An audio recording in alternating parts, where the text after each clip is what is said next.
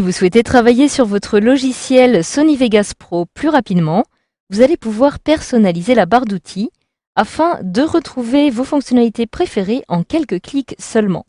Donc en effet, comme vous pouvez le voir ici, je retrouve tout en haut de mon logiciel les différents menus qui vont me permettre de réaliser un certain nombre d'actions directement dans mon projet. Donc admettons en effet par exemple que je souhaite importer ici de nouveaux médias.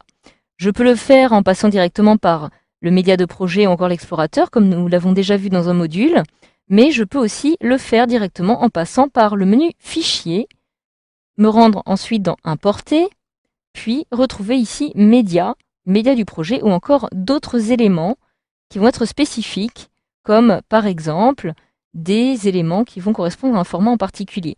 Vous voyez que rien qu'en réalisant ces différentes actions, j'ai ici déjà perdu un certain nombre de temps. Vous allez avoir des raccourcis disponibles directement sur la petite barre d'outils qui va se trouver juste en dessous de cette barre de menu, qui vont vous permettre tout simplement de réaliser exactement les mêmes actions, mais cette fois-ci en un clic seulement. Donc par exemple, pour importer un média, il me suffit tout simplement de retrouver ici le petit bouton qui lui correspond, Importer média. Donc en cliquant ici, je retrouve mon explorateur de Windows qui va me permettre de sélectionner les différents fichiers que je souhaite importer à mon projet. Donc je clique ici pour fermer. Alors cette petite barre d'outils est évidemment totalement personnalisable. Vous allez ainsi pouvoir la personnaliser très facilement en vous rendant directement dans le menu Options. Et vous allez retrouver ici par la suite personnaliser la barre d'outils qui va se trouver tout en bas. Je clique donc sur cette petite fonctionnalité. Je retrouve alors une petite boîte de dialogue qui apparaît ici, avec dans la partie de gauche les différents boutons disponibles et dans la partie de droite les boutons qui sont actuellement placés sur ma barre d'outils, que je retrouve donc en effet directement ici.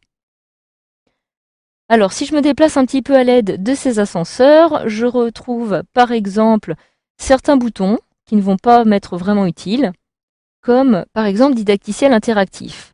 Donc il s'agit en fait d'une aide qui est proposée par votre logiciel Sony Vegas, que je n'utilise pas, et donc je souhaiterais la supprimer directement de ma petite barre d'outils. Donc si je repère sur ma barre d'outils où se trouve ce petit bouton, je le retrouve en effet ici. J'ai maintenant la possibilité de le supprimer de cette barre d'outils, tout simplement. Après l'avoir sélectionné, je clique sur Supprimer. Automatiquement, le petit bouton qui apparaissait ici a disparu, et je le retrouve dans la liste des boutons disponibles.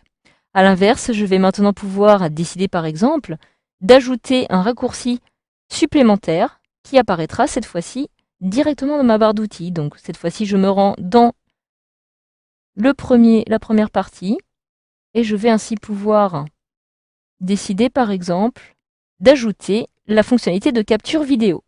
Je clique donc dessus pour la sélectionner. Je peux maintenant cliquer sur Ajouter et automatiquement, je retrouve ici Capture vidéo.